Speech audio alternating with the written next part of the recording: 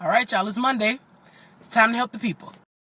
So today's topic is another one that came by request. One of my viewers hit me up and said, hey, can you please talk about people letting their kids disrupt church services?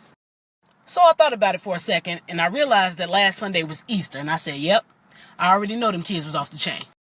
I know it because y'all let them be off the chain on any old regular Sunday, and in movie theaters, and in restaurants. So we're going to talk about it. First, and I feel like I can start and end the whole video with this one tip. If your child is being any type of disruptive in church, take them out.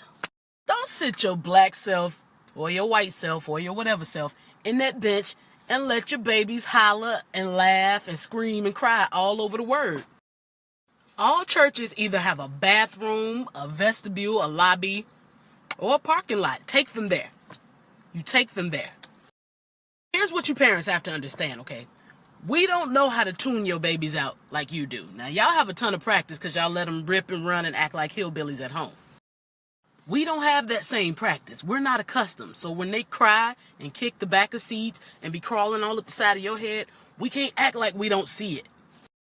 Not only can we not hear the word, okay, the person that's up there speaking don't want to hear that either. And some of them, they're sweet and they'll try to ignore it and play it off.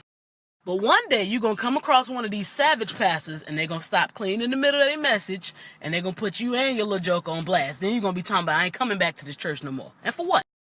Anyway, number 2. Bring snacks, okay? A good handful of these kids aren't even bad. They're just hungry. Now, I sympathize here because I was a hungry church kid. But we are the easiest to handle, okay? Bring a fruit snack, bring a juice box. Stuff a Cheeto in their mouth, sit them up on the pew, let them go to sleep. Next, bring them some form of entertainment. Now, I know a lot of the old timers would disagree with this, but I don't care. It's a new day.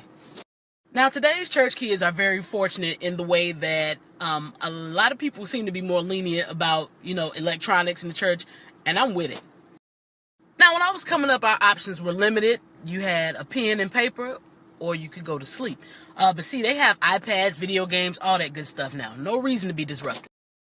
Now, I know some of you parents are watching this and thinking that you're safe. You're like, I don't even go to church, so I know she ain't talking about me. But where I gather one set of parents, I gotta gather them all. This is not just a church issue by far. This is also for you parents who bring your kids to restaurants and let them disrupt. Take them to movies that's not even for kids and let them ruin that experience for everybody too. What if I told you that all restaurants have bathrooms and that you can take your baby to that bathroom and get them together the best way you can? But no, that's too much like right, ain't it? Now, we trying to enjoy our meal, but instead we got to wait out little Billy's meltdown, and you dizzy parents sit there acting like ain't nothing going on. The restaurant should charge you an extra gratuity. It's also worth noting that not all disruptive children are screaming and hollering and running and crying. Some of y'all just got those little overly friendly kids that like to run over and say hi every 2 seconds. It's only cute the first time. Now, you keep letting your child run over to other people's tables 3 or 4 or 5 times. Don't be surprised if your baby gets kicked back over to you. Same thing goes for movie theaters. And why in God's name some of y'all even attempt to take these kids to the movies, I don't know. But if you do, do so responsibly.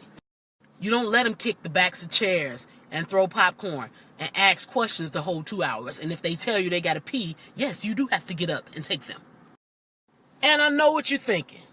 T, you ain't got no kids. It's always the people that ain't got no kids got the most to say about kids. Well, I'm finna make you feel stupid. There's this cute little 2-year-old boy named Timothy who happens to be my godson. And guess what? I've had him in movie theaters, restaurants, and church. And you wouldn't know it. You know why? Because I don't let him disrupt. Now, whoop. So I'm done. I hope that helps. As always, govern yourselves. To the parents who might see this and know that you're guilty, but you vow to do better, we all thank you. To all you other parents that are just committed and dedicated to being wrong, I wish you the absolute worst, okay? I hope you get a paper cut and get salt in it.